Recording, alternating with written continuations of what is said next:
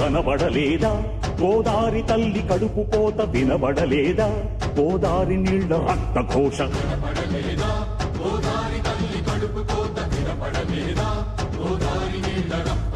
గుండె నిండ పాలున్న బిడ్డల కందించలేని తల్లి బతుకు దేనికని, వీళ్ళు నింపె నీళ్లున్న సముద్రాన పడిపోయే శాపం తనకెందుకని, బరువై దయ కరువై తను వెలియై ఇక బలియై,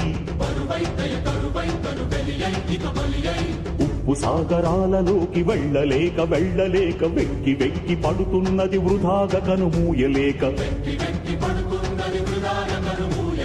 ఆ అలల అలజడి ఆ తడియారని కంట తడి, ఆ